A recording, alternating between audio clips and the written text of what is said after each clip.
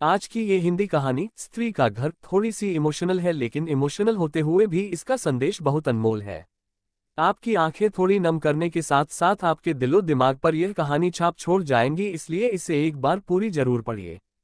तुम्हें कितनी बार बताया है, मेरे तैयार होने से पहले मेरा नाश्ता तैयार हो जाना चाहिए। शादी के 25 सालों बाद भी मुझे क्यों बार बार एक ही बात बतानी पड़ती है? लता, तुम्हें क्या है? तुम तो आराम से घर पर रहोगी, मुझे काम पर जाना पड़ता है। तुम हो कि हमेशा बेवकूफों जैसी हरकत करती हो। अगर तुम ये जानबूझकर करती हो तो याद रखना, मुझसे बुरा कोई नहीं होगा। आज भी नीरज का पारा चढ़ा हुआ था। इन कटु शब्दों में अपना गुस्सा उतारते हुए, गीला तौलिया कुर्सी पर फेंकते हुए नीरज गुस्से से लता की तरफ देखने लगा। लता के लिए नीरज का ये बेवजह का गुस्सा कोई नई बात नहीं थी। वह महीने में 3-4 बार ऐसे ही लता पर बरस पड़ता था। पहले पहले लता उसका विरोध किया करती थी, लेकिन जब कई सालों तक नीरज में कोई बदलाव नहीं दिखा तो लता ने खुद को ही बदल दिया। अब नीरज के कुछ भी कहने से लता को कोई फर्क नहीं पड़ता था। नीरज की हर बात वो चुपचाप सिर नीचे झुकाए सुन लेते थी। शादी के पहले 5 साल तक लता ने पूरी कोशिश की थी कि नीरज को बदला जाए, लेकिन फालतू का गुस्सा करना और बाद में लता को भला बुरा कहना, यह मानो जैसे उसकी आदत बन गई थी।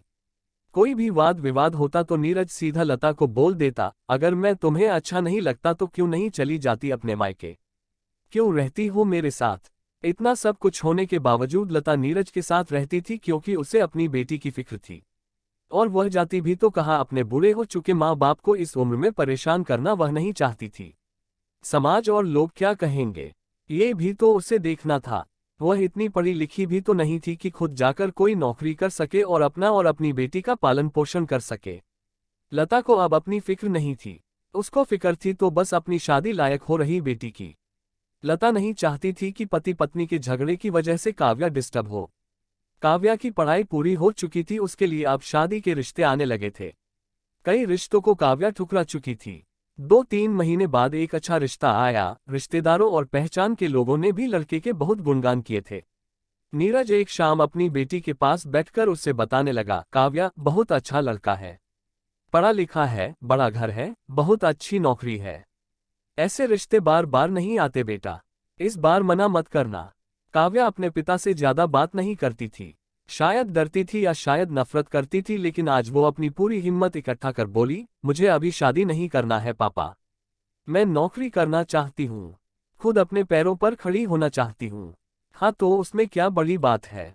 मैंने लड़के से बात की है, वह तुम्हें किसी बात के लिए नहीं रोकेगा।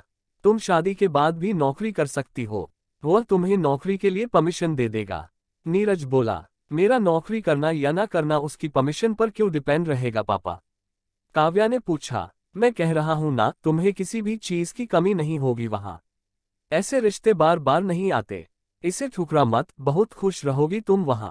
नीरज बोला, पापा क्या मैं उतनी ही खुश रहूंगी जितनी मम्मी इस घर में खुश है? काव्या ने तंज कसते हुए कहा, आज तुम्हारी जबान कुछ ज्यादा नहीं चल रही। नीरज गुस्से से आंखें बड़ी करते हुए बोला, पापा मुझे शादी ही नहीं करनी है, क्योंकि शादी के बाद अगर वह लड़का आपके जैसा निकला तो मैं क्या करूंगी? मुझे आपके जैसा जीवनसाथी नहीं चाहिए जो बिना बात के मुझ पर हमेशा चिल्लाए। मुझे कुछ भी अपनी पसंद का लेना हो तो 10 बार सोचना पड़े, कहीं वह नाराज ना हो जाए। मेरी तबीयत कैसी भी हो उसे परवाह ना हो। रोटी थोड़ी सी मोटी बन जाए तो घर सर पर उठा ले। उसकी चेकबुक ना मिले तो भी मेरा ही दोष निकाले, और हर छोटी मोटी बात पर मुझे मायके जाने के लिए कहे। काव्या ने अपना दिल खाली करते हुए पापा से सब कह दिया।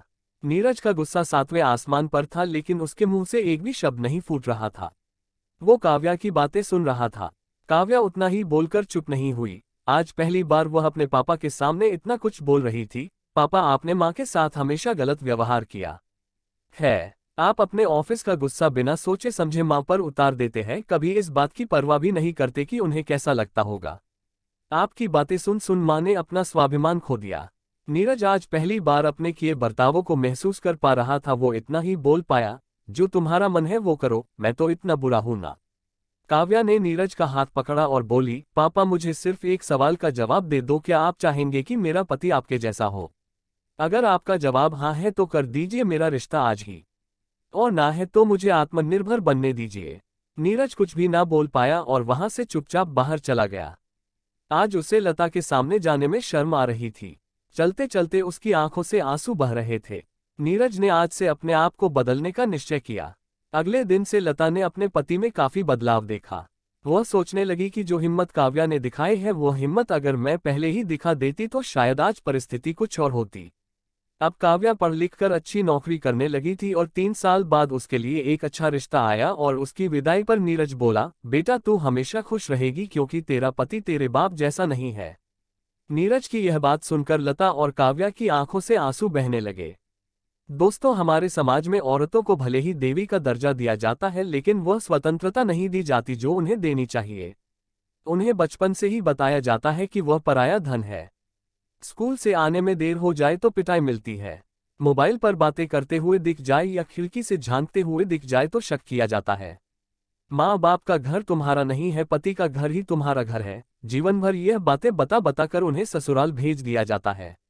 और एक दिन किसी छोटे मोटे झगड़े में ससुराल वालों से उन्हें सुनना पड़ता है कि इस घर को छोड़ दो और मायके चली जाओ।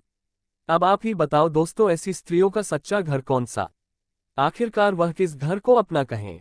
हमेशा की तरह पूरी कहानी पढ़ने के लिए आपको धन्यवाद। दोस्तों, उम्मीद है ये कहानी आपके दिल को छू गई होगी। ऐसे ही सीधे दिन तक उतरने वाली कहानियां सुनने के लिए हमारे चैनल स्मार्टी शाहजहां को सब्सक्राइब करें एंड कमेंट बॉक्स में बताएं आपको हमारी कहानी कैसी लगी। आगे ऐसी कहानी आपके लिए लाते रहेंगे। Thank you.